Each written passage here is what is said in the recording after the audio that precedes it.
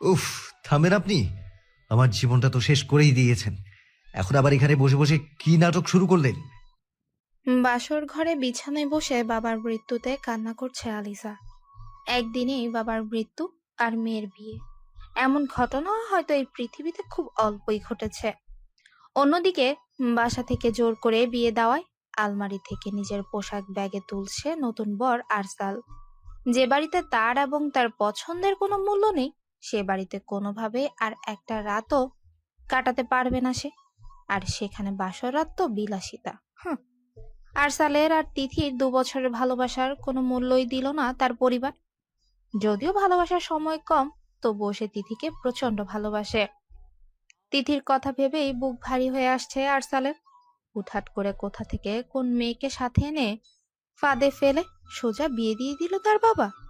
রাতের অন্ধকার দূর হতে না হতেই বাবাকে চিরতরে হারিয়ে ফেলে আলিজা। একজন বাবা যে একটা মেয়ের কাছে ঠিক কতটা মূল্যবান, সেটা হয়তো সে বাবার মেয়ে ছাড়া আর কেউ বুঝতে পারবে না। ব্যাগে নিজের পোশাক তুলছে আর রাগে ফুঁসছে আরসাল। এমনিতেই বাবাকে হারানোর শোক, আবার অন্যদিকে মনের বিরুদ্ধে গিয়ে যাকে বিয়ে করতে হলো, এমন এক পরিস্থিতিতে তার এমন ব্যবহার দেখে শব্দ করেই কেঁদে ফেলে আলিজা। আলিজা শব্দ করে কেঁদে ফেলায় আরসালের কপালে বিরক্তির ছাপ স্পষ্ট দেখা দিল। আরসাল আলমারি থেকে শার্ট বের করে ঢিল মেরে নিচে ব্যাগে রেখে আলিজার দিকে তেড়ে যায় সে। আলিজা অসহায় চোখে তাকিয়ে আছে আরসালের দিকে। মাথায় কাপড় দেওয়া ঠিকই, তবে মুখ ঢাকা না থাকায় খুব সহজেই আরসাল দেখে বুঝতে পারলো মেয়েটা কান্না করতে করতেই চোখ মুখ ফুলিয়ে ফেলেছে। এক পলক তাকিয়ে বুঝলো মেয়েটা অতিমাত্রায় সুন্দরী। কান্না দরুন চোখ লাল বর্ণ ধারণ করেছে। একে তো জোর করে বিয়ে, তার উপর মেয়ের এমন কান্না করতে দেখে, চোখ মুখ ফুলিয়ে ফেলা দেখে রাগ যেন অতিমাত্রায় বেড়ে গেছে আরসালের। তবুও নিজেকে সামলে নিয়ে আলিজার দিকে প্রশ্ন ছুড়ে দিল। এরকম মরা কান্না কেন করছেন আপনি? আলিজা আরেক দফায় অবাক হলো। তার মানে উনি জানেনই না যে তার বাবা মারা গেছে, নাকি যেন এমন ব্যবহার করছে তার সাথে। আপনি কিছুই জানেন না? আরসাল এবার ভ্রু কুঁচকে উল্টো প্রশ্ন করে যে আপনি তো দেখলেনই কিভাবে বিয়েটা হলো, আমি কিভাবে জানবো আপনার ব্যাপারে? আমি তো নিজেই নিজের সমস্যা সমাধান করব কিভাবে বুঝতে পারছিলাম না, তার উপর আজকের এই অঘটন। আমার বাবাকে খুন করা হয়েছে। কথাটা শুনেই চমকে উঠে আরসাল আমতা আমতা করে আবারও জিজ্ঞেস করে। খুন? কিন্তু কেন? আর আপনি বা কিভাবে বুঝলেন? আমি আমার বাবাকে খুব ভালোবাসি। তিনি ছাড়া আমার কেউ ছিল না। এখন তো সেই বাবাও আমার সাথে রইল না। আরসাল নিজের মাথা ঠান্ডা করে আলিদার পাশে গিয়ে বসে। ভালো না হয় তিথিকে বাসে, কিন্তু তারপরও তো এখানে এই মেয়েটার কোনো দোষ নেই। তার নিজের বাবাই তো জোর করে তাদের এই বিয়েটা দিয়েছে। মেয়েটা আজকে তার বাবাকে হারিয়েছে, অন্তত এটা জানার পর তার সাথে খারাপ আচরণ করা যায় না। এতটা অমানবিক আরসাল নয়। সে অনেক দিক থেকে ভেবে নেয় মেয়েটার সাথে ভালো ব্যবহার করলে হয়তো ম্যাচুয়ালিটি ডিভোর্স করা যাবে, আর তারপর তিথিকে সে বিয়ে করতে পারবে। কিন্তু এই কাজটা এই মেয়েকে দিয়ে করাতেই হবে, কারণ আরসাল চাইলেই পরিবারকে জানালে তার বাবা এটা কোনোদিন হতে দিবে না। কিন্তু এখন এসব নিয়ে ভাবা যাবে না। বুদ্ধি যেহেতু মাথায় চলে এসেছে, তাহলে আর বাড়াবাড়ি না করাই ভালো। হঠকারিতায় কিছুই হয় না। রাগের কারণে বাড়ি থেকে বেরিয়ে যাচ্ছিল, কিন্তু কোথায় যেত, কি করত, কিছুই তো সে জানে না। সবচেয়ে ভালো হবে এই রাতটা চিন্তা করে কোনো পদক্ষেপ নিলে। যত যাই হয়ে যাক, কালকে তিথির সাথে দেখা করতেই হবে। তাকে সবকিছু বুঝিয়ে বলতে হবে। তিথি বুদ্ধিমতী মেয়ে, সে নিশ্চয়ই সব বুঝবে। ভাবনার ইতি টেনে সে আলিজার দিকে তাকায়। মেয়েটা কেঁদেই যাচ্ছে। বললেন না তো? এক গ্লাস পানি খাওয়াবেন? গতকাল রাতের পর থেকে আর কিছু খাওয়া হয়নি, খুব পিপাসা পেয়েছে। আচ্ছা, আপনি কান্না বন্ধ করুন, আমি এনে দিচ্ছি।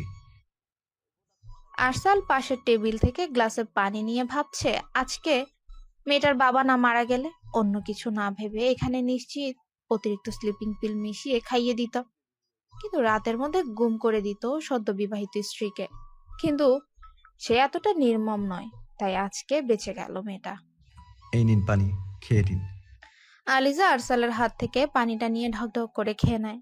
পানি শেষ করে আরসালের দিকে আবারও গ্লাসটা এগিয়ে দেয়। আরসাল আলিজার হাত থেকে গ্লাস নিয়ে টেবিলে রেখে দেয়। কিছু খাবেন? না, আমার ক্ষুধা নেই। আপনার নাম হয়তো আলিজা, বাবা ডেকেছিল একবার। হুম। আপনি বলেছিলেন আপনার বাবাকে খুন করা হয়েছে। কি কারণে খুন করা হলো তাকে? কেই বা খুন করলো? আমার বাবা আমজাদ শেখ। আমজাদ শেখ? কি বলছেন আপনি? ওনার তো কোনো মেয়ে ছিল না। ইভেন ওনার তো একটা ছেলে শুধু শুনেছি বাবার কাছে। আমি বাবার আগের পক্ষের মেয়ে। মানে উনি দুইবার বিয়ে করেছিলেন? হ্যাঁ। বিষয়টা একটু অবাক করে এই আরসালকে, কারণ এই বিষয়টা সবার কাছে অজানা। তার বাবা নিজে আমজাদ শেখের এত কাছের মানুষ, তার ছেলে হয়ে এই বিষয়ে সে অবগত নয়। এরকম ঘটলো কিভাবে? আলিজা কাঁদতে কাঁদতেই জবাব দেয়। আমি তুরস্কে থাকতাম, বাবা আমাকে ওখানে রেখে দিয়েছিলেন। কিছুদিন ধরে মনে হচ্ছিল আমাকে কেউ অনুসরণ করছে, সেটা বাবাকে জানালে 1 সপ্তাহের মধ্যে তিনি এখানে নিয়ে আসেন। তার পরিবারের সাথেই ছিলাম এই কয়েকদিন। গতরাতে বাবাকে বলি ভোরবেলা দুজন হাঁটতে বের হব। বাবাও রাজি হয়ে যায়। ভোরবেলা বাবা ডাকলে দুজন বেরিয়ে পড়ি। বাবার সাথে যারা থাকে তারা আমাদের থেকে অনেকটা পিছনেই ছিল। দুজন হাঁটছিলাম আর গল্প করছিলাম, হঠাৎ কোথা থেকে একটা গুলি এসে সরাসরি বাবার বুকে বিঁধে যায়। আমার বাবা ওখানেই। কথাগুলো বলে আবারও কান্নায় ভেঙে পড়ে আলিজা। আরসাল কি বলে সান্ত্বনা দিবে বুঝতে পারছে না। সে এটাও বুঝতে পারছে না এই সময়ে সে যে আলিজাকে অনিচ্ছে বিয়ে করেছে, ডিভোর্স দিতে চাইছে, বা সে যে অন্য কাউকে ভালোবাসে, এসব কি বলা ঠিক হবে? একেই তো মেয়েটা বাবাকে হারানো শোকে নিজেকে সামলে উঠতে পারছে না, আবার এমন বিয়ে, আবার যদি তার বিষয়টা শোনে তাহলে একেবারে শেষ হয়ে যাবে মেয়েটা। আচ্ছা, আপনি কান্না বন্ধ করুন। আমি খাবার এনে দিচ্ছি, খেয়ে ভালো মেয়ের মতো ঘুমিয়ে পড়বেন। কি হলো, চুপ করুন একটু। আমি সকালে আপনার সব কথা শুনে আপনাকে এই ব্যাপারে সাহায্য করব, কথা দিলাম। আমার শেষ সম্বলটুকু আমি হারিয়ে ফেললাম। আলিজা বিলাপ করে কান্না করতে থাকে। এদিকে আরসাল চলে যায় তার জন্য খাবার আনতে। খাবার গরম করে প্লেটে সাজিয়ে রুমে এসে দেখে আলিজা রুমে নেই। খাবারের প্লেটটা বিছানার উপর রেখে মেঝে থেকে ব্যাগটা তুলে আলমারিতে রাখে সে। ঘড়ির দিকে তাকিয়ে দেখে রাত 12টার পার হয়ে গেছে। এত রাতে আবার গেল কই মেয়েটা? ভাবতে ওয়াশরুমে পানির শব্দ শুনতে পায়। সে বুঝতে পারে হয়তো আলিজা ফ্রেশ হতে গেছে। আলিজার বাবা আমজাদ শেখের সাথে তার বাবা আছেন অনেক দিন ধরে। যখন আরসাল অনেক ছোট ছিল, দুজন একসাথে রাজনীতিতে যুক্ত ছিলেন। আলিজার বাবা পদক্ষেপগুলো খুবই পছন্দ করতেন সবাই। তাই আরসালের বাবা সিদ্ধান্ত নিয়েছিলেন যা করবেন একসাথে করবেন। তারপর থেকে আরসালের বাবা আর আলিজার বাবা একসাথে। আমজাদ শেখ যে কোনো সিদ্ধান্ত তার বাবার সাথে কথা শুনিয়ে নিতেন। তবে তার ব্যাপারে বা বাহিরের কোনো ব্যাপারে বাসায় কখনো আলোচনা হয় না। আমজাদ শেখ এই যে কোনো মেয়ে আছে সেটাও আজকে জানতে পারলো আরসাল। আলিজা হাত মুখ ধুয়ে বাহিরে চলে আসে। এসেই দেখে আরসাল দাঁড়িয়ে আছে। তোয়ালে হবে? আমি তো আপনার নামটাও জানি না। আমি আরশাল, এই নামেই ডাকতে পারেন। এই নিন তোয়ালে। আচ্ছা ঠিক আছে। আলিজা আরসালের হাত থেকে তোয়ালে নিয়ে হাত মুখ মুছতে থাকে। আপনার জন্য খাবার এনেছি, খেয়ে ঘুমিয়ে পড়ুন। আমার খেতে ইচ্ছে করছে না। আমি কষ্ট করে খাবার গরম করে নিয়ে এলাম, আর আপনি বলছেন খাবেন না? আপনি খেয়েছেন? হ্যাঁ, খেয়েছি, আপনি খেয়ে নিন। আপনি বোধহয় আমার ওপর রাগ করে ব্যাগ গুছিয়েছিলেন কোথাও চলে যাওয়ার জন্য। এখন এসব ছাড়ুন, খেয়ে ঘুমিয়ে পড়ুন। আমি সোফায় ঘুমাবো। অনেক রাত হয়ে গিয়েছে, খেয়ে ঘুমান। কথাগুলো বলে আরসাল বিছানা থেকে একটা বালিশ নিয়ে সোফায় ঘুমিয়ে যায়। আলিজা খাবারের প্লেটটা সামনে নিয়ে বসে আছে আর ভোরবেলা ঘটে যাওয়া ঘটনার কথা ভাবছে। তার বাবার শত্রুকে হতে পারে, এসব তার খুঁজে বের করতেই হবে। নওয়াজ আঙ্কেল অর্থাৎ আরসালের বাবার সাহায্য নিয়েই সব বের করতে হবে তাকে। তাকে একা করে দেওয়ার শাস্তি তো খুনিকে পেতেই হবে। সকালে ঘুম থেকে উঠে ঘড়ির দিকে তাকিয়ে দেখে 10টা বেজে গেছে। তাড়াহুড়ো করে বিছানা থেকে উঠে পড়ে আলিজা। সকালে নামাজটা যে তার পড়া হয়নি। গতকাল তো সবচেয়ে খারাপ একটা দিন ছিল তার জন্য। সোফার দিকে তাকিয়ে দেখে আরসাল সেখানে নেই। উনিও তো তাকে একটু ডেকে দিতে পারতেন। আলিজা বিছানা থেকে উঠে অজু করে ফজরের কাজা নামাজ আদায় করে নেয়। তখনও আরসাল ঘরে ফিরেনি। তিনি কোথায় যেতে পারে এত সকালে সেটা ভেবে পাচ্ছে না আলিজা। আশাল কি করে না করে, বাসায় কে থাকে কিছুই তো জানে না আলিজা। রাতে হয়তো আরো দুজনকে দেখেছিল আলিজা, তবে কেউ কেন তার খোঁজ নিতে আসছে না। আলিজা নিজে ভাবে নওয়াজ আঙ্কেলের সাথে কথা বলার কথা, তার বাবার বিষয়। আলিজা রুম থেকে বাহিরে বের হওয়ার কথা চিন্তা করলেই 16-17 বছর বয়সী একটা মেয়ে রুমে ঢুকে আসে। এই মেয়েটাকে সে গত রাতেও দেখেছিল। ভাবি ঘুম থেকে উঠলে কখন? কিছুক্ষণ আগে। আমাকে ডাকা হয়নি কেন? ঘুমাচ্ছিলে তাই আম্মি ডাকতে নিষেধ করেছিল। আম্মি? হ্যাঁ, বাবা বলল তুমি হয়তো সারা রাত ঘুমাতে পারোনি, তাই ডাকতে নিষেধ করায় আম্মিও ডাকতে দেয়নি। আর ভাইয়া তো কলেজে চলে গিয়েছে। কলেজে কেন? ভাইয়া তো কলেজে শিক্ষক, বাংলা পড়ায়। বাসায় কে কে আছে? আব্বু, আম্মি, ভাইয়া, আমি আর 2জন কাজের জন্য রাখা হয়েছে, তারা আছে। বাসায় আর অন্য কোনো পুরুষ নেই? না, তোমাকে এই সমস্যায় পড়তে হবে না। বাবা বলেছে তুমি সবার সামনে যাও না। তোমার নামটাই তো জানি না। আমার নাম নরিন, সবাই রনু বলে, তুমিও রনু বলে ডেকো। আচ্ছা ঠিক আছে। চলো, আম্মি তোমার জন্য অপেক্ষা করছে। নওরিন আলিজাকে নিয়ে তার মায়ের ঘরে চলে যায়। উনি বসে বসে চশমা চোখে দিয়ে সুতোর কোনো কাজ করছিলেন। আলিজাকে দেখে হাতের কাজ সরিয়ে রাখলেন। ওখানে দাঁড়িয়ে রইলে কেন? এসো এখানে, বসো এখানে। মিসেস মোহনার কথা শুনে পাশে গিয়ে বসলো আলিজা। মিসেস মোহনা নওরিনকে নাস্তা নিয়ে আসতে বলল আলিজার জন্য।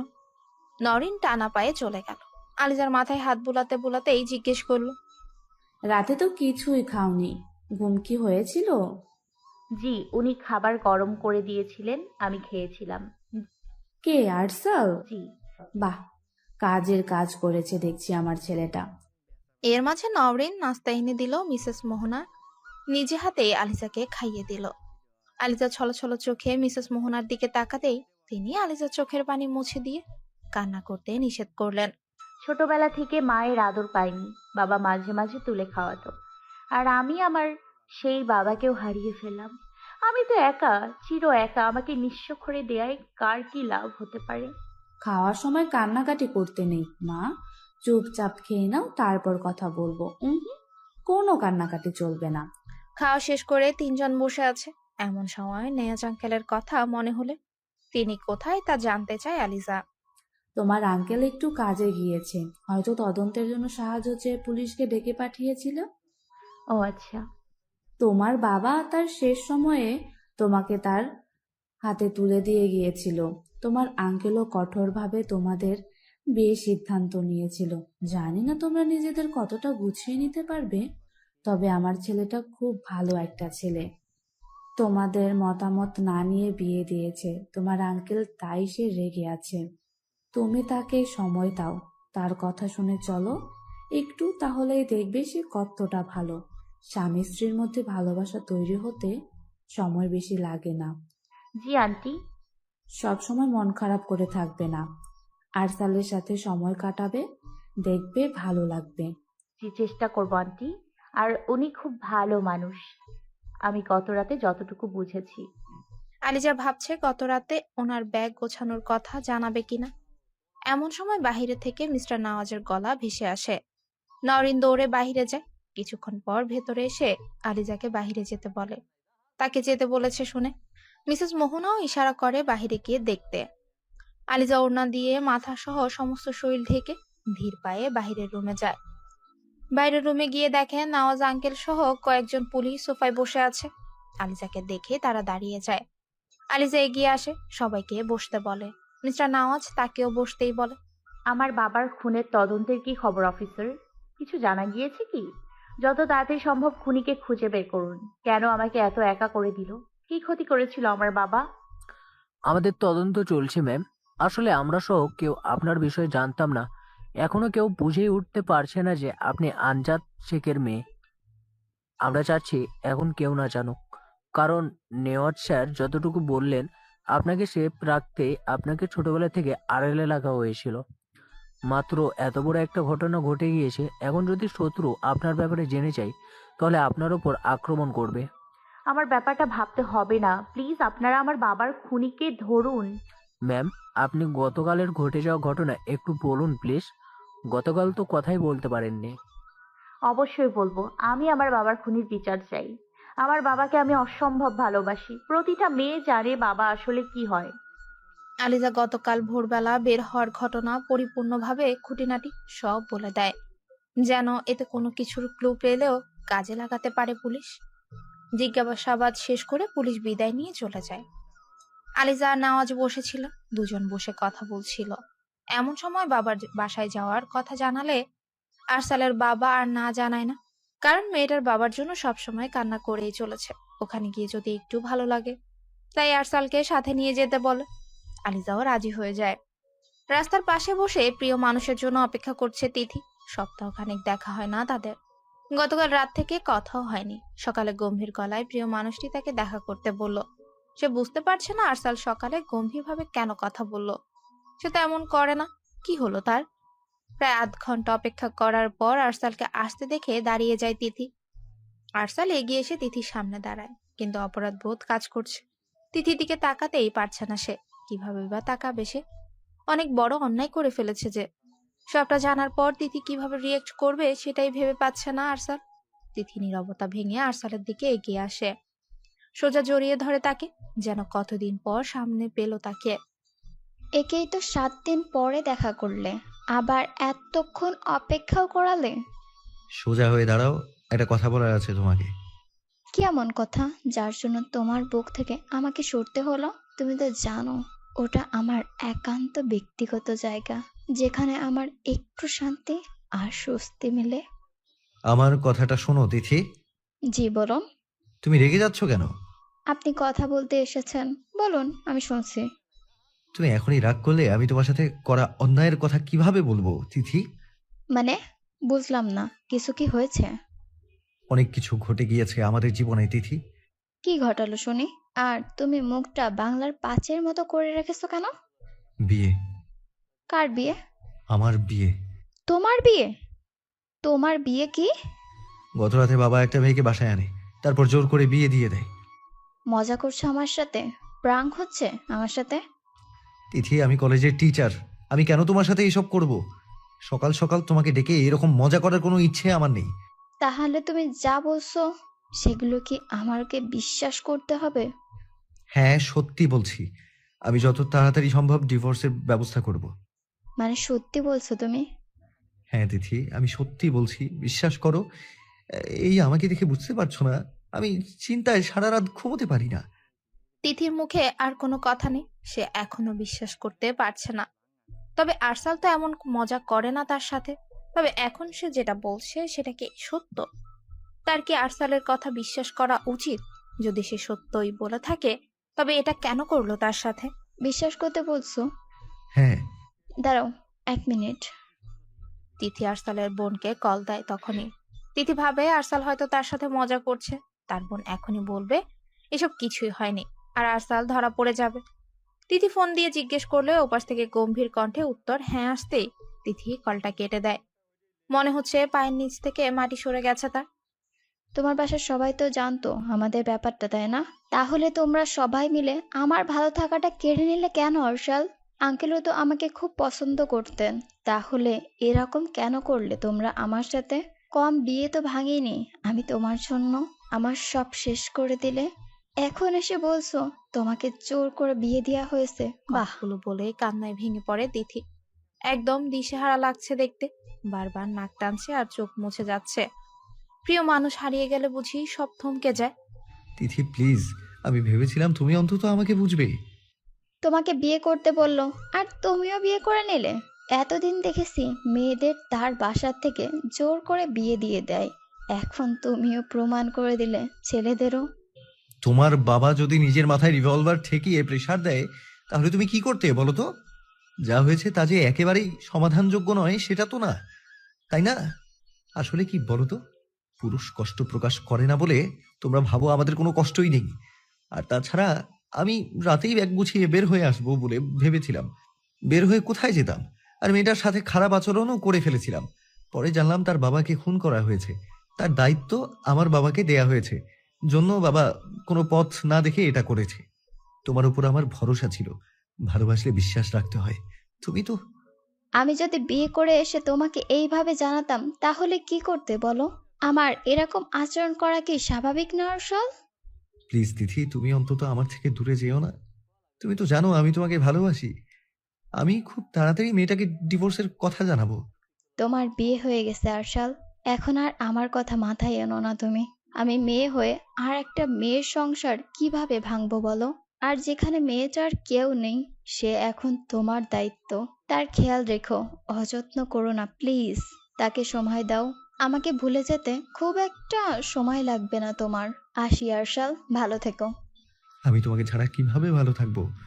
কথার কোনো উত্তর না দিয়ে নিজের গন্তব্যের দিকে পা বাড়ায় তিথি। চোখে যেন সে ঝাপসা দেখছে, বুক ফেটে কান্না আসছে। এতটা একা তার কখনোই লাগেনি। খুব পছন্দের ভালোবাসার জিনিস মানুষগুলোই কেন অন্য কারো হয়ে যায়। পেছন থেকে আরসাল বারবার ডাকতে থাকলেও পেছনে ফিরে তাকায়নি তিথি। সে এসে বলেও না। আরশাল, যা হওয়ার হয়ে গেছে, তুমি আমার হয়ে যাওয়ার ব্যবস্থা করো। আমি খুব স্বার্থপর, আমি তোমাকে কারোর সাথে দেখতে পারবো না। আরসালেরও যেন চোখ থেকে এক ফোঁটা জল গড়িয়ে পড়ে। ধীরে ধীরে মিলিয়ে যেতে থাকে তিথি, আর ভেতর থেকে একা হয়ে যায় আরসাল। ভালোবাসার পরিণতি এমন না হলেও তো পারত। সারাদিন সে একই জায়গায় কাটিয়ে সন্ধেবেলা বাসায় ফিরে আসে আরসাল। বাড়ির ভেতর ঢুকতেই দেখে তার বাবা বসে আছে। আরসালকে দেখে ডাক দিলেন। আরসাল কাছে আসতে বসতে বললেন। আরসাল বাবার কথা মতো পাশে বসে। তিথি, নওরিনকে কল দিয়েছিলে শুনলাম। হুম। ওকে যেন তোমার আশেপাশে আর না দেখি। আশা করছি বাবার কথা শুনবে।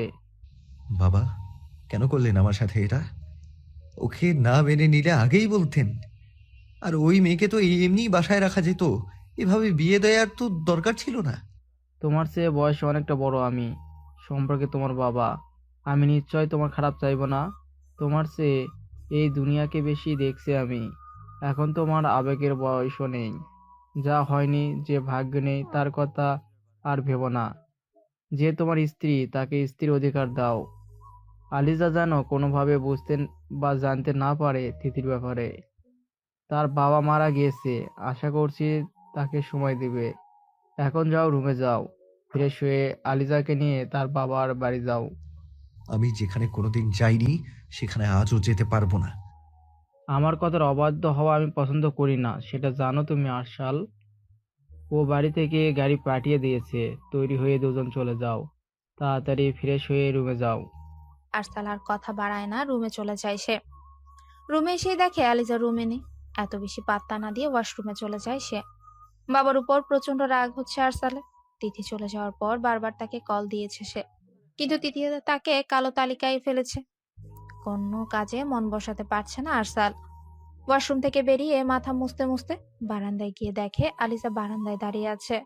আরসালের উপস্থিতি বুঝতে পেরে শাড়ির আঁচল দিয়ে চোখ মুছে নেয়। আলিজা পেছনে ঘুরে আরসালের দিকে তাকায়। আলিজা শাড়ি পরেছে। হ্যাঁ, আলিজা আজকে শাড়ি পরেছে। তার শাশুড়ি আর ননদ জোর করে শাড়ি পরিয়ে দিয়েছে। বিয়েটা আরসাল মন থেকে আর পছন্দ করে করলে হয়তো এখানে এক প্রকার প্রণয় ঘটে যেত। নতুন বর বউয়ের ভালোবাসা, প্রেম প্রকাশ পেত। আরসালের দিকে তাকায় আলিজা। চোখ লাল হয়ে আছে তার। কান্না করছেন আপনি? বাবার কথা মনে পড়ছিল। কান্না করবেন না, মৃত ব্যক্তির জন্য কান্না করা ঠিক না। কিন্তু বাবা, হুম, কান্না না একদম। যান, গিয়ে রেডি হন, আপনার বাবার বাসায় যেতে হবে। এখন হ্যাঁ, বাবা বলল যেতে হবে। এখন গিয়ে ফিরবো কখন? আজকে ফিরবেন না। আপনিও থাকবেন এখানে? হ্যাঁ, বাবা বলল আগামীকাল আপনাকে একসাথে নিয়ে বাসায় ফিরতে। আপনার কি কিছু হয়েছে? না তো কি হয়েছে? আচ্ছা, একটা কথা জিজ্ঞেস করি। হ্যাঁ বলুন, কি জানতে চান? আপনার কি কাউকে পছন্দ আছে? না মানে বিয়ের রাতেই ব্যাগ গুছিয়ে নিচ্ছিলেন হয়তো বের হয়ে যাওয়ার জন্য? আরসাল ভাবছে কি বলবে। তিথির বিষয়টা তো সে জানাতে চেয়েছিল, কিন্তু তার বাবাই তো তাকে নিষেধ করেছে। কিন্তু সে তো এখনো ছোট নেই, যে কিনা এখনো বাবার কথা মতো চলবে। কিন্তু বাবার কথা গ্রাহ্য করা ছাড়াও তো উপায় নেই। তার কথার অন্যথা হলে তিনি কি করে বসবেন নিজেও জানান না। তাই এখন তিথির বিষয়টা লুকিয়ে যাওয়াই উত্তম। তেমন কিছু না, হুটহাট করে বিয়ে দিয়ে দিল বাবা, তাই রাগ হয়েছিল। অন্য কোনো কারণ থাকলে বলতে পারেন, মানে পছন্দের ব্যাপারে। না, এরকম কিছু নেই, চিন্তা করবেন না। এখন গিয়ে তৈরি হয়নি। আপনি চাইলে আমার নাম ধরে ডাকতে পারেন, আর তুমি করে সম্বোধন করতে পারেন। আচ্ছা ঠিক আছে, সেটা পরে হবে। তাড়াতাড়ি রেডি হয়ে নিন। আলিজা মাথা ঝাঁকিয়ে হ্যাঁ বলে চলে যায়। এই মেয়েটা এত মায়াবী যে তার সাথে কড়া কথা বলতেও পারছে না আরসাল। সবসময় কাদো কাদো মুখ করেই রাখছে, আর বলবেই বা কেন? মেয়েটা তো কোনো দোষ করেনি, যা হয়েছে তা ভাগ্যে লেখা ছিল। তবে কি ভালোবাসার মানুষকে হারিয়ে ভাগ্যকে মেনে নিতে হবে?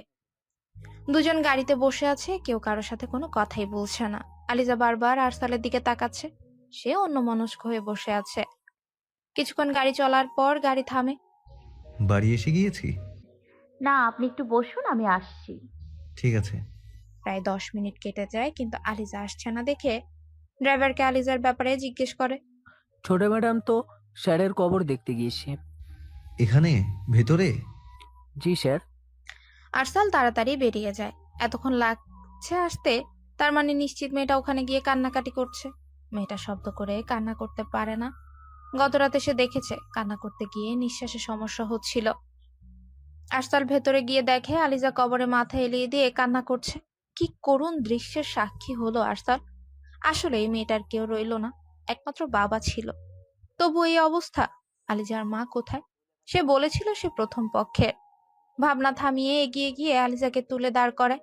আলিজা আরসালের বুকে মাথা রেখে কান্না করতে থাকে। আপনাকে বলেছিলাম আমি এভাবে কান্না করতে হয় না। আমার বাবা কার ক্ষতি করেছিল বলতে পারেন? আমার বাবাকে যার জন্য নিজের প্রাণ দিতে হলো। পুলিশ তো তদন্ত করছে, খুব তাড়াতাড়ি জানা যাবে। এখন চলুন, বাসায় চলুন, সন্ধ্যা হয়ে গেল। আমার বাবা ওখানে একা আছে, সব সময় দূরে রেখেছে, এখন একেবারে আমাকে রেখে চলে গেল। আমি বাবার কাছে যাব, প্লিজ। আপনি আল্লাহকে বলেন না আমাকে আমার বাবার কাছে নিয়ে যেতে। আমার কেউ নেই এই পৃথিবীতে, এত একাকিত্বে আমি থাকতে পারবো না। আরসাল আলিজাকে ওখানে আর দাঁড়িয়ে থাকতে না দিয়ে নিয়ে গাড়িতে বসিয়ে দেয়। এভাবে কান্নাকাটি করা উচিত না। গাড়িও আপন গতিতে চলতে থাকে। কিছুক্ষণের মধ্যে বাসায় পৌঁছে যায় তারা দুজন। ভেতরে ঢুকতেই আলিজার ছোট মা এগিয়ে আসে। আলিজা দেখেও না দেখার মতো করে নিজের রুমে চলে যায়। আরসাল একটু আশ্চর্য হয় আলিজার ব্যবহারে। আরসাল দাঁড়িয়ে যায় সেখানে। সে তো এই বাসার কাউকে চেনে না। আসসালামু আলাইকুম। ওয়ালাইকুম আসসালাম। আমি দেখেই বুঝতে পেরেছি তুমি আরশাল। আমি আলিজার মা। মা বললে তো ভুল হবে, আমি ওর ছোট মা। আমিও বুঝতে পেরেছি, কিন্তু আলিজা ওভাবে। ওর ব্যবহারে তুমি কিছু মনে করো না বাবা, এটা আমার প্রাপ্য। বাসায় সবাই কেমন আছেন? জি, আলহামদুলিল্লাহ। তুমি যাও, গিয়ে ফ্রেশ হও, অনেকটা পথ আসতে হয়েছে। ঠিক আছে। শোনো, একটা কথা রাখবে? জি বলুন, সম্ভব হলে রাখবো। আলিজার সাথে কখনো খারাপ ব্যবহার করো না বাবা। ছোটবেলা থেকে অনেক অবহেলায় বড় হয়েছেন। আরসাল কিছুক্ষণ তাকিয়ে রইল ওনার দিকে। এমন একটা ভালো মানুষকে ইগনোর করে চলে গেল আলিজা। রাতে খাবার খেয়ে রুমে বসে আছে দুজন। তারা দুজনেই এতক্ষণ চুপ ছিল, কিন্তু আলিজা নীরবতা ভঙ্গ করে যে না কিছু বলতে যাবে, অমনি আরসালের ফোনটা বেজে ওঠে। অচেনা নম্বর দেখে প্রথমে রিসিভ না করে কেটে দেয় সে। পরবর্তীতে আবার কল আসে। এবার সে রিসিভ করে। কে বলছেন? ভাইয়া, তিথি সুইসাইড করার চেষ্টা করেছিল। আপনি প্লিজ হসপিটালে একটু আসবেন। কিভাবে? স্লিপিং পিল খেয়ে নিয়েছে কয়েকটা। আমি এক্ষুনি আসছি, ঠিকানা টেক্সট করে দাও। কি হয়েছে জিজ্ঞেস করলে আরসাল বলে তার কোনো এক বন্ধু হাসপাতালে, তাই তার এক্ষুনি যেতে হবে। আলিজাকে আর কিছু বলার সুযোগ না দিয়ে বেরিয়ে যায় সে। আবার ফিরে আসে। আপনার নম্বরটা দিন, রাতে যদি আসতে না পারি তাহলে কল দিয়ে জানাবো। আলিজা নিজের নম্বর দিলে সাথে সাথে আবার বেরিয়ে যায়। আলিজাও শুয়ে পড়ে, যেহেতু রাত হয়ে গেছে অনেকটাই। ভোরবেলা ঘুম ভেঙে যায় আলিজা। সাথে সাথে উঠে ফোন চেক করে দেখে আশাল কল দিয়েছে, কিন্তু ফোন সাইলেন্ট থাকায় রিসিভ করতে পারেনি। হয়তো ব্যস্ত আছে ভেবেই আর কল দেয় না সে। ছোট্ট একটা মেসেজ দিয়ে রাখে। ততক্ষণে 5টা বেজে গেছে। বিছানা থেকে উঠে ফ্রেশ হয়ে উজু করে বাবার বসার রুমে চলে যায় সে। এই রুমে তার বাবা কাউকে ঢুকতে দিতেন না। মাঝখানে ফাঁকা জায়গাটায় জায়নামাজ বিছিয়ে ফজরের নামাজ আদায় করে নেয়। নামাজ শেষ করে বাবার রুমের আনাচে কানাচে সবকিছু স্পর্শ করে দেখতে থাকে। সবখানেই তার বাবার ছোঁয়া লেগে আছে। শুধু তার বাবাটাই নেই। বুক ভারী হয়ে কান্না চলে আসে তার। 2 দিন আগেও তার বাবা তার সাথে ছিল, আর আজ? সারা রাত 2 চোখের পাতা এক করতে পারেনি আরসাল। তিথির অবস্থা খুব খারাপ ছিল। এখন একটু ভালো। ভোরবেলা তাকিয়েছিল, কিন্তু কারোর সাথে কোনো কথা বলেনি। আর বেশিক্ষণ হাসপাতালে থাকা যাবে না, যার জন্য আরসাল বেড থেকে একপাশে চেয়ারে নিয়ে বসে। তিথির মাথায় হাত বুলিয়ে ডাকতে থাকে। এক পর্যায়ে তিথি চোখ মেলে তাকায়। চোখের কোণ থেকে জল গড়িয়ে পড়ে। তিথি কেমন লাগছে এখন? এখানে সবাই আছে, তারা তোমার খেয়াল রাখবে। আর তুমি কেন করলে তুমি আমার সাথে এমন? একটু বুক কাঁপলো না তোমার? আমি তোমার সাথে অন্য কাউকে ভাবতে পারছি না। আমি ওই মেয়েকে খুন করে ফেলবো। আমি ওকে সহ্য করতে পারছি না। তোমার কিচ্ছুই করতে হবে না, যা করার আমি করব। আর তাছাড়া তারও কোনো দোষ নেই, সব দোষ আমার ভাগ্যের। মেয়েটার হয়ে সাফাই গাইছো মনে হচ্ছে। আমি কিছু করছি না তিথি। আমি বলেছি তোমাকে যে আমি আচ্ছা আমি বলেছি তোমাকে যে আমি তাকে ডিভোর্সের কথা জানাবো। মেয়েটা বাবা হারানোর ধাক্কা সামলে উঠতে পারিনি এখনো, কিভাবে এইসব বলি? মেয়েটা বশ করে নিল নাকি তোমাকে? তার জন্য এত ভাবছো যে? তিথি, তুমি এখন অসুস্থ, সুস্থ হও, আমরা এইসব নিয়ে পরে কথা বলবো। আবার এটা যেন বলো না যে তিথি তোমাকে ভালো লাগে না। আমি ওই মেয়ের সাথেই থাকবো। তিথি, একদম বাজে কথা বলবে না। তোমার জন্য সারা রাত আমি ঘুমোতে পারিনি, আর তুমি এসব বলছো? রেস্ট নাও, আমি আসছি এখন। রিসেপশনে সব টাকা পরিশোধ করে দিয়েছি। তিথিকে আর কথা বলার সুযোগ না দিয়ে উঠে চলে যায়। এখানে বসে থাকলে সম্পর্ক নষ্ট হবে। তিথির মাথা ঠিক নেই। আরসাল আলিজাদের বাসা প্রায় পেয়ে গেছে। তিথি যা শুরু করেছে এভাবে বেশি দিন চলতে দেওয়া যাবে না, তাহলে সব শেষ হয়ে যাবে, সাথে সে নিজেও। কিন্তু আলিজাকে এসব কিভাবে বলবে সে? কিন্তু না বলেও তো উপায় নেই। এখন মনে হচ্ছে সে নিজে না থাকলেই সব সমস্যার সমাধান হয়ে যেত। এসব কথা নিজের মধ্যে চেপে রাখার উপায় নেই, আবার কাউকে বলারও উপায় নেই। ভাবতে ভাবতে বাসায় পৌঁছে যায় সে। কোথাও দেরি না করে সোজা রুমে চলে যায়। রুমে কেউ নেই দেখে একটা সিগারেট জ্বালিয়ে বারান্দায় চলে যায়। এটা যদি কষ্ট একটু কমাতে পারে। দাড়িবিহীন আর সিগারেট খাওয়া বা নেশা করা ব্যক্তি কিয়ামতের দিন আমাদের নবীর সাথে দেখা করার সুযোগ পাবে না। শায়েখ আহমদুল্লাহ স্যারের বক্তব্যে হয়তো জেনেছিলাম, অনেকদিন আগে, ভুল হলে জানিয়ে দেবেন। কথাটা শুনে পেছনে ঘুরে তাকায় আরসাল, তারপর হাতে থাকা জ্বলন্ত সিগারেটটা নিভিয়ে বাহিরে ফেলে দেয়। আসলে একটু চিন্তায় আছি, বন্ধুর দুর্ঘটনা ঘটেছে যে। তার এখন কেমন অবস্থা? এখন একটু ভালো, ঠিক হয়ে যাবে। আচ্ছা, আপনি ফ্রেশ হয়ে নিন, আমি নাস্তার ব্যবস্থা করছি। আপনি কি আবার বের হবেন? না, আর বের হব না, বিকেলে একদম বাসায় ফিরবো দুজন। ঠিক আছে, তাহলে আপনি ফ্রেশ হয়ে নিন। আপনার তো ছোট ভাই আছে তাই না? সে কোথায় দেখছি না তো। নানা ভাই নিয়ে গিয়েছে তাকে, সে বাসায় নেই। আচ্ছা ঠিক আছে। আপনার মা আপনাকে খুব ভালোবাসে। আপনার যেমন বাবা মারা গিয়েছে, ঠিক তেমন তারও স্বামী মারা গিয়েছে। আপনারও উচিত তাকে সঙ্গ দেয়া। ভুল বলে থাকলে আমি দুঃখিত। জি, আপনি ফ্রেশ হয়ে নিন। আরসাল ফ্রেশ হতে চলে যায় আর আলিজা নাস্তা নিয়ে আসতে যায়, কারণ তার ছোট মা নাস্তা তৈরি করেই রেখেছে। আলিজা নাস্তা নিয়ে আসতে গিয়ে দেখে ছোট মা নাস্তা করতেই বসেছে। সে নিজেই সবকিছু নিতে থাকলে ছোট মা একপাশে থাকা ট্রে দেখিয়ে দেয়, যেখানে আগে থেকে খাবার রেডি করা আছে। আলিজা কথা না বলে সেটা নিয়ে রুমে চলে যায়। ট্রে টেবিলের উপর রাখতেই আরসাল ফ্রেশ হয়ে বেরিয়ে আসে। আলিজা খাবার এগিয়ে দেয়। আপনি খেয়েছেন? না, আপনি খেয়ে নিন, আমি পরে খাবো। একসাথেই খেয়ে নেন, পরে কেন খাবেন? আসুন বসুন আমার পাশে। আমি পরে খেয়ে নিব। আরশাল, আপনি খেয়ে নিন। বসতে বলেছি আলিজা। কোনো উপায় না পেয়ে পাশে একটা প্লেটে কিছু খাবার নিয়ে বসে পড়ে আলিজা। আরসাল খেয়াল করে আলিজা খাবার নিয়ে চুপচাপ বসে আছে, কিন্তু কিছুই খায়নি এখনো। কিছু হয়েছে? খাচ্ছেন না কেন এখনো? আসলে আসলে কি? গরম পানি ধরেছিলাম হাতে, খুব লেগেছে, আঙুলগুলো এখনো জ্বলছে। দেখে শুনে কাজ করবে তো, তাই না? দেখি হাত দাও। তেমন কিছু হয়নি, তুমি করেই বলেন না প্লিজ, শুনতে ভালো লাগে। আরসাল বুঝতেই পারে না কথার মাঝে তুমি কেন চলে আসছে। অন্য কারো বেলায় তো এমন হয় না। না, এই মেয়ের থেকে তার দূরে দূরেই থাকতে হবে। আচ্ছা, আন্টির মতো আপনি আমাকে খাইয়ে দেবেন? আলিজার কথায় ধ্যান ভাঙে আরসালের। কি বলবে সে এখন? এখন কি আবার তাকে খাইয়ে দিতে হবে? কিন্তু না দিলেও তো মেয়েটা খেতে পারবে না। আর কোনো উপায়ও নেই, কারণ তার ছোট মার সাথেও মনোমালিন্য চলছে। কি আর করার, তাকে এখন খাইয়েই দিতে হবে। কেন যে প্রথমে জোর করতে গেল সে? না, ওটা একটু বেশি অমানবিক হয়ে যেত। এদিকে এগিয়ে আসুন, আমি খাইয়ে দিচ্ছি। কথাটি শুনে আলিজা হাসি মুখে আরশালের দিকে এগিয়ে যায়। তার ধারণা কিছু কিছু পুরুষ মানুষ আসলেই খুব ভালো হয়, স্ত্রীর যত্ন করতে পারে। আমি ভেবেছিলাম আমি আমার ভালোবাসা ত্যাগ করব, কারোর সংসার ভাঙবো না। কিন্তু পরে আমি হস্টেলে গিয়ে নিজের কথা রাখতে পারিনি আরশাল। আমি তোমাকে ছাড়া সত্যিই বাঁচতে পারবো না। তুমি আমার অক্সিজেন হয়ে গেছো, বিশ্বাস করো। তুমি আমার সাথে অসুখী এটা মানতে পারলেও তুমি অন্য কারোর সাথে অসুখী এটা আমি একদমই মানতে পারবো না আরশাল। আমি তোমাকে খুব ভালোবাসি। হাসপাতালের বেডেই বসে আরসালের হাত ধরে কথাগুলো বলল তিথি। তিথি এখন অনেকটাই সুস্থ, তাই তাকে বাসায় পাঠানো হচ্ছে। আর তাই আরসাল সন্ধ্যার পর আলিজাকে বাসায় রেখে এখানে এসেছে। তিথি তাকে না দেখতে পেয়ে একটু বেশি পাগলামো শুরু করেছিল। আমি জানি আমার তিথি আমাকে খুব ভালোবাসে। সে কি জানে না আমিও তাকে অনেক ভালোবাসি? জানি তো, কিন্তু ওই মেয়ে।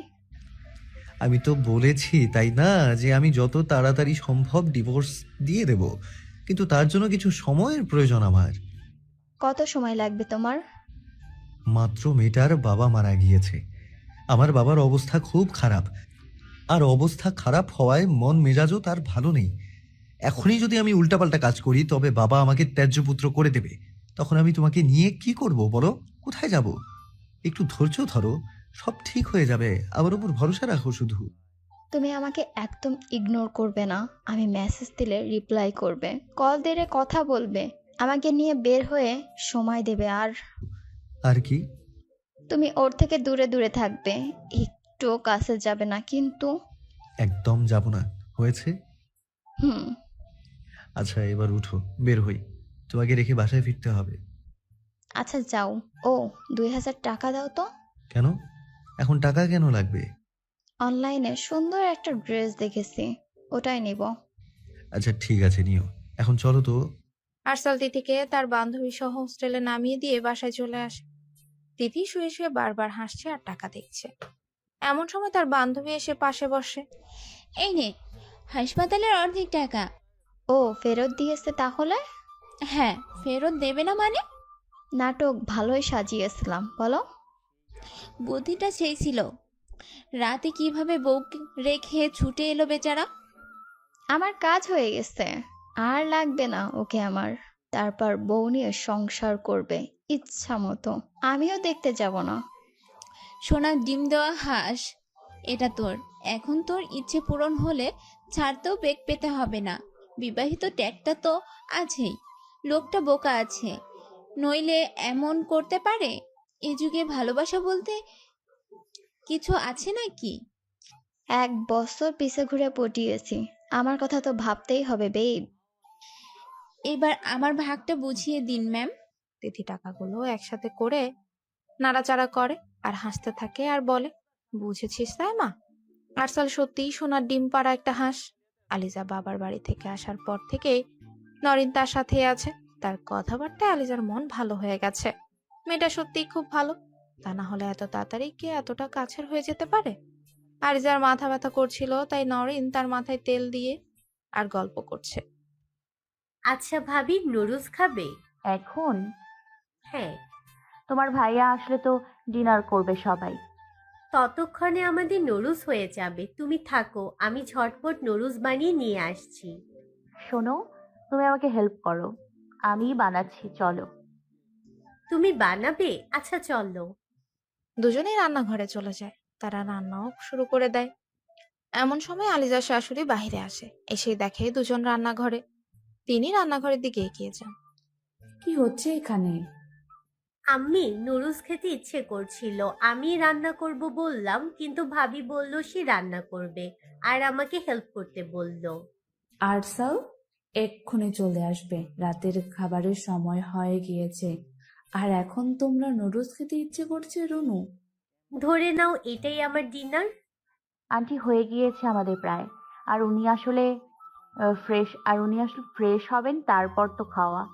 ঠিক আছে, যা করার তাই করো। আমি যাই রুমে, তোমার আঙ্কেলের মাথাটা ব্যথা করছে। ঠিক আছে আন্টি। উনি চলে গেলে দুজন আবারও রান্নায় মনোযোগ দেয়। অনেক মেয়ে আছে রান্না না পারাতেই গুণ হিসেবে দেখে। কেউ জিজ্ঞেস করলে বড় মুখ করে বলে, আমি ডিম ভাজি ছাড়া কিছুই রান্না করতে পারি না। রান্না করাটা একটা মেয়ের বা হাতের খেল হতে হবে। মেয়ে হবে সবকিছুতেই এগিয়ে। রান্নার মতো সহজ কাজটাই যদি না পারে তাহলে কেমন হয়? ইউটিউবের মারফতে অনেক ধরনের খাবার রান্না করতে পারে আলিজা। রনু, জি ভাবি। উনি কি কি খেতে পছন্দ করে? উনি কে? তোমার ভাইয়া। ও আচ্ছা, ভাইয়া।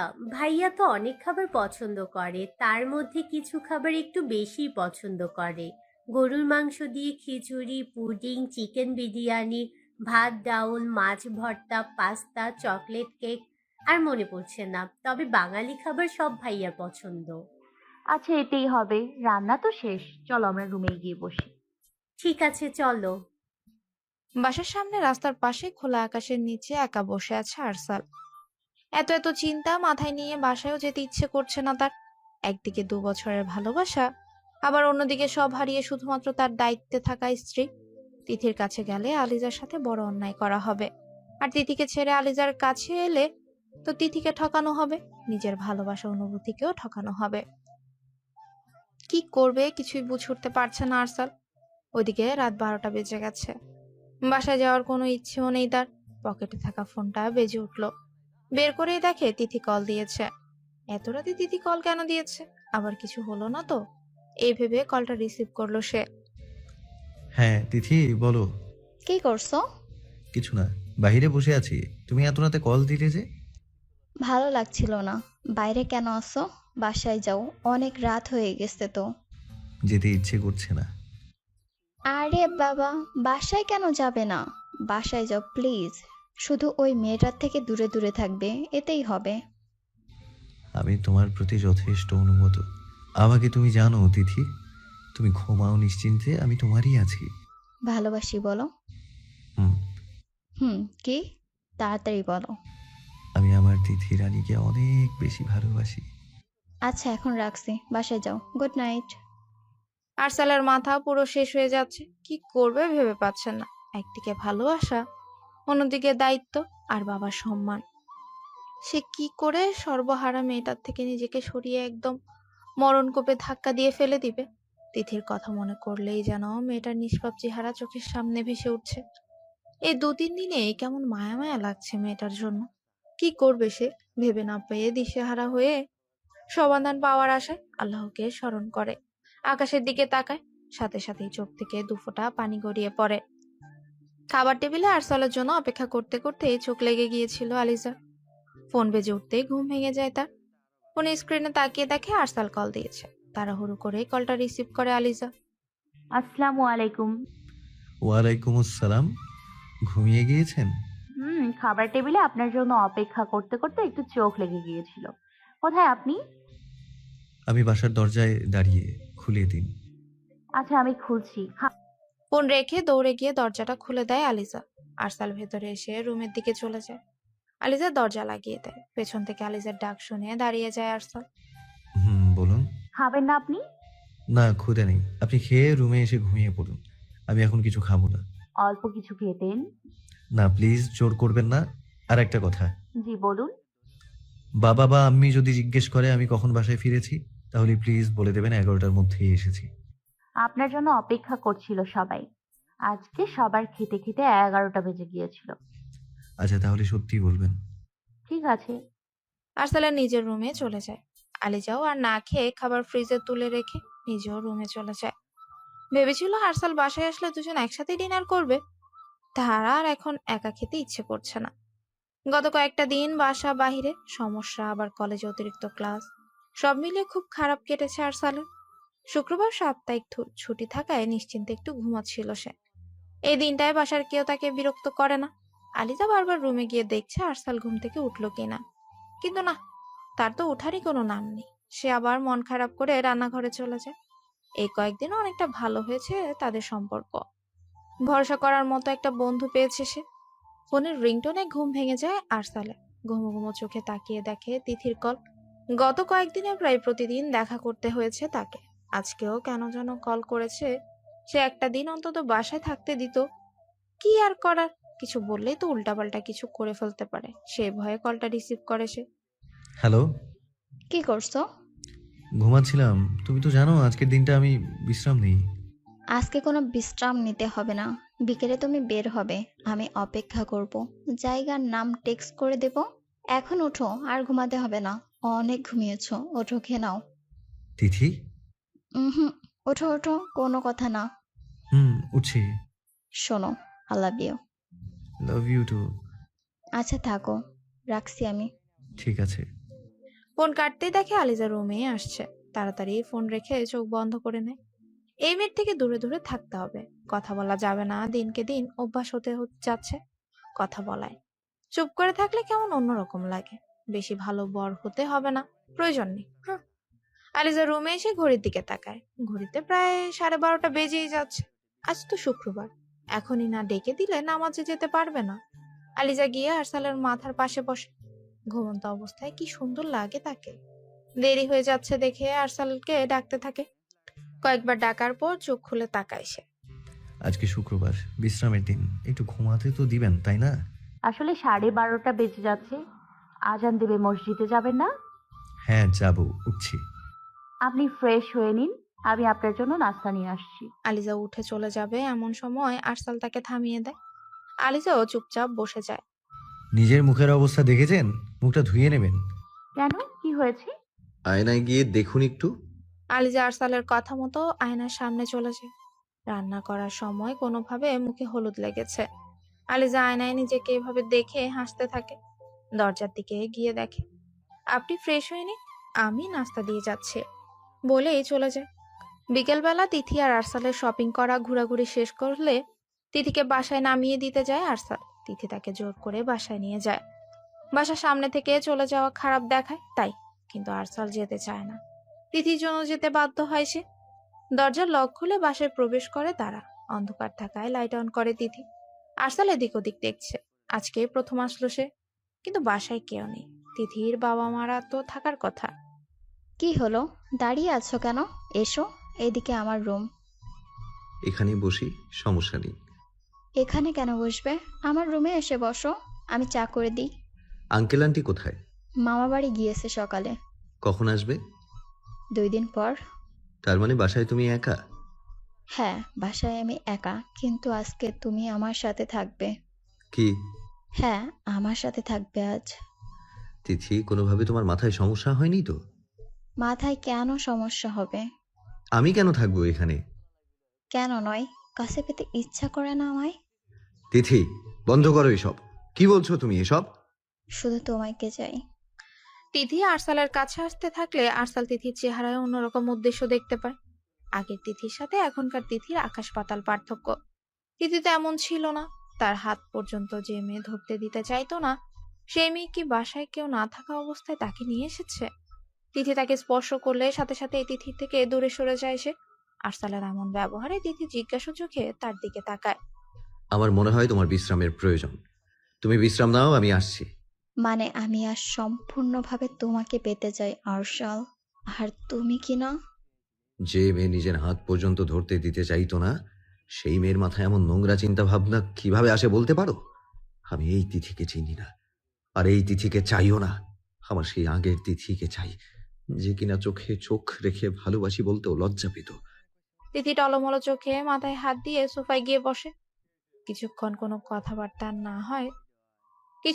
কথাবার্তা হয় না দুজনের মধ্যে। তিথি মাথা নিচু করেই থাকে। আসল কি বলবে বুঝতে না পেরে তিথির পাশে গিয়ে বসে। তিথি অমনি মাথা তুলে চোখ মুছে আরসালের দিকে তাকায়। বিশ্বাস করো, আমি এসব করতে চাইনি আরশাল, কিন্তু কিন্তু কি তিথি? আমার খুব ভয় লাগছে। তোমার ঘরে তোমার কাছাকাছি একটা মেয়ে সারাক্ষণ থাকে। তুমি যদি কোনোভাবে তার প্রতি দুর্বল হয়ে যাও, আর তোমাদের মাঝে যদি সবকিছু ঠিকঠাক হয়ে যায়, আমার কি হবে? তোমাকে ছাড়া আমি কিভাবে থাকবো বলো? এতটা সন্দেহ করো আর ভয় পাও আমাকে নিয়ে? আমি তোমাকে ভালোবাসি তিথি, শুধু তোমাকে। আমি কেন তোমাকে ছাড়া অন্য মেয়েকে নিয়ে ভাবতে যাব? তোমাকে আমি আগেও বলেছি, তুমি আমার উপর ভরসা রাখতে পারো। খুব বেশি ভালোবাসি তোমাকে আমি আরশাল, কারোর সাথে শেয়ার করতে পারবো না। কথাগুলো বলতে বলতে আরসালের বুকে মাথা রাখে তিথি। আরসালও তার প্রিয় মানুষটিকে আষ্টে পৃষ্ঠে জড়িয়ে নেয়। আমাকে নিয়ে ভয় পাবার কোনো কারণ নেই তিথি। আমি শরীর লোভী নই। আমাকে মন থেকে ভালোবাসো, তাতেই হবে। পৃথিবীর সব প্রেমিক যেমন ভালো হয় না, তেমনি সব প্রেমিক শরীর লোভী হয় না। আমাদের সাথে অন্যায় হয়েছে তিথি, আমরা ঠিক এক হব, তার জন্য সঠিক সময়ের অপেক্ষা। রাতে আলিজা বসে বসে বই পড়ছিল। এমন সময় দরজায় নক করার শব্দ পেয়ে বাহিরে তাকাতেই দেখে নওয়াজ আঙ্কেল। ভেতরে আসার অনুমতি দিলে তিনি ভেতরে এসে চেয়ার টেনে আলিজার সামনে বসেন।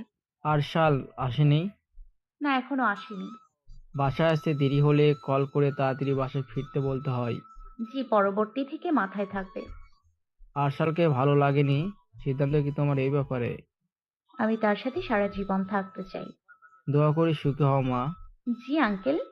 আমার সিদ্ধান্ত মেনে যেহেতু নিয়েছো, বাবা মা ডাকতে পারো আমাদের, তবে ইচ্ছে না হলে ডাক। হয়ে যাবে ধীরে ধীরে। তদন্তের কি খবর আঙ্কেল? আপনি বা পুলিশ কেউই তো আমাকে কিছু জানাচ্ছেন না। এটা কি ঠিক আঙ্কেল? আমি উনি আমার বাবা ছিলেন। সিসিটিভিতে একজনকে কালো চাদর আবৃত লোককে দেখা গিয়েছে, যে কিনা গুলি চালিয়েছে। এত বড় কথা আমি জানি না, বুঝতে পারা যায়নি আঙ্কেল। আশেপাশের এলাকায় কয়েকটি সিসিটিভি চেক করে দেখা হয়েছে, বাইকের নম্বর দেখা হয়েছে, সে অনুযায়ী তদন্ত চলছে।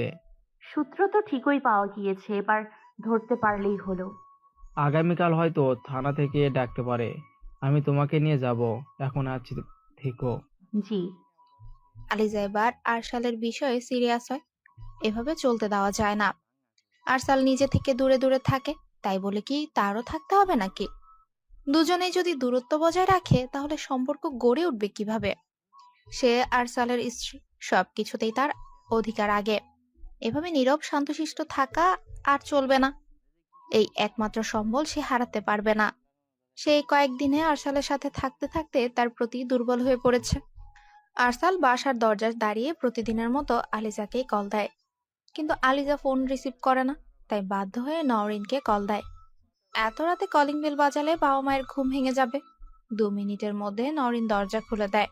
প্রতিদিন এমন দেরি হয় কেন ভাইয়া? তুমি বিয়ের পরও প্রতিদিন তিথির সাথে দেখা করছো না তো? তিথি আপু বলতি সব সময়, ভাবিও বলতি, কিন্তু এখন কি হলো? সেটা তোমার জন্য বলতে হতো। মন থেকে আমি তাকে একদম পছন্দ করতাম না, মেয়েটাকে একটুও ভালো লাগে না। নওরিন, কথা ঠিক করে বল। আগে শুনেছি ছোটরা অবুঝ, কিন্তু বুঝতে সময় নেয়। তোমাকে দেখে ধারণা পাল্টে গেল। চোখে যে পট্টি পরে আছো সেটা দয়া করে খুলে ফেলো। তোমার ঘরে পরীর মতো সুন্দর একটা বউ আছে ভাইয়া, তাকে ঠকিও না প্লিজ। বিয়ে যেভাবেই হোক তোমরা এখন স্বামী স্ত্রী। আলিজা ভাবির কেউ নেই একমাত্র তুমি ছাড়া। তার প্রতি কঠোর হইও না। যা রুমে যা, অনেক কথা বলতে শিখে গিয়েছিস। আলিজা ভাবি তোমায় ভালোবাসে ভাইয়া, আর তুমি যদি এখনো তিথির সাথে যোগাযোগ রাখো তবে তাকে পরকীয়া বলে। আপাতত এই বইটা নাও, আশা করছি অবসর সময়ে পড়বে। ইসলামিক একটা বই আরশালের হাতে ধরিয়ে দিয়ে নওরিন নিজের রুমে চলে যায়। আরশাল তাকিয়ে থাকে আর ভাবে, এত কিছু জানা সত্ত্বেও কেন সে এটা করছে? সে তো খুব খারাপ ভাবে ঠকাচ্ছে আলিজাকে। কেন করছে সে এমন? বইটা হাতে নিয়ে রুমে প্রবেশ করে আরশাল। রুমে এসে দেখে আলিজা ঘুমিয়ে গেছে। বুকের ওপর বই রয়েছে, হয়তো বই পড়তে পড়তেই ঘুমিয়েছে। সে আস্তে করে বইটা নিয়ে পাশে রেখে দেয়। আলিজা অমনি আরশালের হাত জড়িয়ে পাশে ফিরে। আরশাল আলিজার হাত থেকে সরাতে পারলো না হাতটা। আলিজার স্পর্শ পেয়ে বুঝতে পারে তার হাতটা প্রচন্ড গরম। তার মানে কি আলিজার জ্বর এসেছে? কপালে হাত দেয় দেখার জন্য। সে যা ভেবেছিল তাই, আলিজার প্রচন্ড জ্বর এসেছে। নিজের কাছে নিজেকে কেমন ছোট লাগতে শুরু করলো তার। বিয়েতে তো আলিজারও মত ছিল না মেয়েটার সাথে সে সত্যি সত্যি অন্যায় করছে, কিন্তু সে তো তিথিকে ভালোবাসে। কি করবে কিছু বুঝতে পারছে না। আলিজাকে ডাকতে থাকে। মেয়েটা হয়তো কিছুও খায়নি। কিছু খেয়ে ওষুধ খেয়ে নিলে একটু কমবে জ্বরটা। আরশালের ডাক শুনে আলিজা চোখ মেলে তাকায়। উঠুন, খেয়েছেন কি কিছু? মাথা নাড়িয়ে না জানায়। উঠুন, খেতে হবে, গায়ে অনেক জ্বর, কিছু খেয়ে ওষুধ খাবেন, চলুন। না আরশাল, আমি কিছু খাবো না। কেমন কাটলো আপনার বিকেল, সন্ধ্যা, রাত? মানে? কেন করলেন আপনি আমার সাথে এমন? কি করেছি আমি? আপনি বিয়ের দিন আপনার বাবাকে না বলতে পারলেও আমাকে তো বলতে পারতেন, আমি বিয়ে ভেঙে দিতাম। পুরো দুনিয়ার সাথে আপনিও আমাকে ঠকালেন। কেন আরশাল? আমি কি ক্ষতি করেছিলাম আপনার? কি বলছেন আপনি? আমাদের একসাথে থাকা তো কম দিন না। আপনি অন্য কাউকে ভালো না বাসলে ঠিক আমাকে সময় দিতেন, কাছে আসতেন। আমার বাবা মারা যাওয়াতেও আমি আপনাকে পাশে পাইনি। আল্লাহ আমাকে কেন নিয়ে যাচ্ছে না বলেন তো? আল্লাহ তো যাদের বেশি ভালোবাসে তাদের আগে নিয়ে যায়। প্রথমে জন্মের সময় মাকে হারানো, তারপর বাবাকেও হারিয়ে ফেললাম। যার হাত ধরে নতুন জীবনে পা রাখলাম, সে মানুষটাও আমাকে ঠকালো। সে অন্য কারোর সাথে। আল্লাহ, আমাকে কেন মৃত্যু? আরসাল সাথে সাথে আলিজার মুখ চেপে ধরে। কি বলছে সে? নিজের মৃত্যুকে এভাবে চায়? নিজেকে ভীষণ অপরাধী লাগছিল তার। এই কয়েকদিনে সেও একটু হলেও দুর্বল হয়েছে। তার মুখে সব কথা মানতে পারছিল না, কিন্তু দুই নৌকায় পা রেখেও তো চলতে পারবে না সে। আমি নিজেকে ধীরে ধীরে সরিয়ে নিয়ে আসছি। আমি জানি অন্যায় করে ফেলেছি আপনার সাথে, কিন্তু কি করব বলুন? নিজের মুখে থেকে আরসালের হাতটা সরিয়ে উঠে বসে সে। কি মনে করে আরসালকে জড়িয়ে ধরে। আরসালের কেমন যেন অনুভূতি হয়। কই, তিথি ধরলে তো এমন লাগে না। আমি আপনাকে ভালোবাসি আরশাল, প্লিজ আমাকে আর একা করে দেবেন না। এবার একা হলে আর আল্লাহ আমাকে নিজের কাছে না নিয়ে নিলে আমার যে সুইসাইড করা ছাড়া উপায় থাকবে না। আমি একজন যার সাথে কিনা পুরো দুনিয়া 2 নাম্বারই করেছে। প্লিজ শান্ত হন, আমাকে কিছুদিন সময় দিন। আমার অবস্থা হয়তো কেউ বুঝবে না। আমি কোন পরিস্থিতিতে আছি সেটা সবার বোধগম্যের বাইরে। প্লিজ আমাকে ছেড়ে যাবেন না। আপনি প্রয়োজনে ওই মেয়েকে ছাড়তে না পারলে বিয়ে করে নিন, তার সাথেই থাকবেন, শুধু আমার থেকে একদম আলাদা হবেন না। আমি চাই না আমার স্বামী আর পাপ করুক। আমি আপনাকে দ্বিতীয় বিয়ের অনুমতি দিলাম। আরসাল নিজের বুক থেকে আলিজাকে ছাড়িয়ে নিয়ে এক পলক চেয়ে থাকে। কি অদ্ভুত মেয়েটা! নিজের বরের বিয়েতেও অনুমতি দিচ্ছে, শুধুমাত্র তাকে যেন না ছাড়া হয় তাই। আচ্ছা, এখন চলুন, কিছু খেয়ে ওষুধ খেতে হবে, না হলে জ্বর কমবে না। আপনি বলুন আমাকে ছাড়বেন না? আপনি ছাড়বো না। কথা দিন। আচ্ছা, কথা দিলাম। কথা শেষ করে আলিজা আবারও আরসালকে জড়িয়ে ধরে। আরসাল চমকে ওঠে। কি অদ্ভুত মেয়ে, এভাবে কেউ কাছে আসে? কেমন হৃদস্পন্দন বেড়ে গিয়েছে তার। সকালে 8টা বেজে যাওয়ায় তাড়াতাড়ি করে নাস্তা বানিয়ে নিয়ে রুমে প্রবেশ করে আলিজা। টেবিলে খাবার রেখে আরসালের মাথায় হাত বুলিয়ে ডাকতে থাকে। আরসাল ধীরে ধীরে চোখ খুলে পাশে আলিজাকে দেখে তাড়াতাড়ি উঠে পড়ে। আপনি? হ্যাঁ আমি, নয়তো কে থাকবে? 8টা বেজে গিয়েছে, তাড়াতাড়ি উঠে ফ্রেশ হয়ে নাস্তা করে নিন, কলেজে যেতে হবে না? হ্যাঁ, কিন্তু আপনার তো জ্বর ছিল, আপনি এত তাড়াতাড়ি উঠেছেন কেন? আমার জ্বর? হ্যাঁ, রাতে তো আপনার খুব জ্বর ছিল। রাতে কিছু খেয়ে ওষুধ খেতে বললাম, কিন্তু আপনি তো এমনিতেই তখন ঘুমিয়ে গেলেন। মনে নেই আপনার? না তো, আমার মাঝে মাঝে রাতে জ্বর আসে। আপনার জ্বরের ঘরে কথা বলার অভ্যাস আছে? হ্যাঁ আছে। কেন, কেন কিছু বলেছি? না, তেমন কিছু না। রুমে এসে দেখি একা একা কথা বলছেন। ও আচ্ছা, এখন যান, ফ্রেশ হয়ে এসে নাস্তা করে কলেজে যান, দুপুরে তাড়াতাড়ি বাসায় আসবেন। তাড়াতাড়ি কেন? একটু বের হতেই ইচ্ছে করছে। কোথায়? আশেপাশে ভালো কোনো জায়গা নেই বা ভালো রেস্টুরেন্ট? আছে। একটা কোথাও নিয়ে যাবেন, তাহলেই হবে। আমি ফ্রেশ হয়ে আসি। ঠিক আছে। আরসাল বিছানা থেকে উঠে ওয়াশরুমে যেতে থাকে আর ভাবে তার মানে রাতের কোনো কথা লিজার মনে নেই। কিন্তু যা বলেছে তা কি সত্যি? সে কি সত্যিই ভালোবেসে ফেলেছে? আগের থেকে আজকে আলিজাকে অন্যরকম লাগছে। এতদিন নিজে থেকে তেমন কথাই বলেনি, আর আজ একদম চেঞ্জ। দুপুরবেলা খাওয়া দাওয়া করে শুয়ে আছে।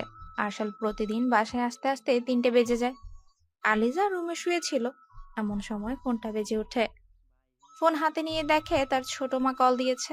উনি তো কল দেয় না আলিজাকে, তবে আজকে কি মনে করে কল দিয়েছে। কল রিসিভ করে সে। আলিজা, জি, কি হয়েছে? হাঁপাচ্ছেন কেন? প্লিজ তুমি তাড়াতাড়ি বাসায় এসো। আমি পুলিশকে খবর দিয়েছি। কি হয়েছে? এক লোক আরিশকে তুলে নিয়ে গিয়েছে। মানে? কিভাবে? কখন? কি বলছেন আপনি? সামনের দোকানটায় গিয়েছিলাম, ওকে দোকানের সামনে দাঁড় করিয়ে রেখে জিনিস কিনছিলাম। তখনই একটা গাড়ি এসে আরিশকে নিয়ে গেল। আমার আরিশ। কান্না করবেন না, আমি আসছি। পুলিশকে সাথে সাথে জানিয়েছেন? গাড়ির নম্বর খেয়াল করেছিলেন তো? হ্যাঁ, আমি পুলিশকে জানিয়ে দিয়েছি। তুমি প্লিজ কিছু করো, আমার ছেলেটাকে কারা নিয়ে গেল। আপনি বাসায় থাকুন, আমি এক্ষুনি আসছি। হ্যাঁ প্লিজ তাড়াতাড়ি এসো। হ্যাঁ হ্যাঁ, আমি আসছি। বাসায় এসে কলিং বেল চাপলে নরেন এসে দরজা খুলে দিয়ে নিজের রুমে চলে যায়। যাওয়ার সময় বলে যায়, ভাবি বাসায় নেই, বাপের বাড়ি গিয়েছে, নিশ্চয়ই তাকে তোমার কোনো প্রয়োজন হবে না, তবুও বললাম। আরসাল কিছু না বলে নিজের রুমে চলে গেল। নরেন রাত থেকে তার উপর রেগে আছে, সকালেও কথা বলেনি। আরসাল গিয়ে ফ্রেশ হয়ে নেয়, তারপর খাবার টেবিলে গিয়ে খাবার খেয়ে নেয়। দুপুর গড়িয়ে বিকেল, আবার বিকেল গড়িয়ে সন্ধে হতে চলল। আলিজার কোনো খোঁজ খবর নেই। একটাবার তাকে কলও করছে না। বিয়ের পর প্রতিদিন একসাথে থাকা হয়েছে, বাড়িতে যতক্ষণ সময় কেটেছে ততক্ষণ আলিজার সাথেই ছিল। আজ রুমটা কেমন ফাঁকা ফাঁকা লাগছে। কল করবে কিনা ভাবছে। কল রিসিভ করলে কি বলবে, কেন ওখানে এভাবে না জানিয়ে যেতে হয়েছে এটা জানতেও কল দিতে পারে তো। 7-5 আর না ভেবে কল করতে যাবে, এমন সময় তার ফোনটাই বেজে ওঠে। তাকিয়ে দেখে আলিজাই কল দিয়েছে। কলটা রিসিভ করে নেয় সে। হ্যালো বন্ধুরা, পরবর্তী পার্ট খুব তাড়াতাড়ি আসবে, তো সবাই অপেক্ষায় থাকো। আর চ্যানেলটি যারা এখনো সাবস্ক্রাইব করনি তারা পরবর্তী পার্ট দেখার জন্য চ্যানেলটি সাবস্ক্রাইব করে রেখো। ধন্যবাদ সবাইকে, আমাদের সাথেই থেকো।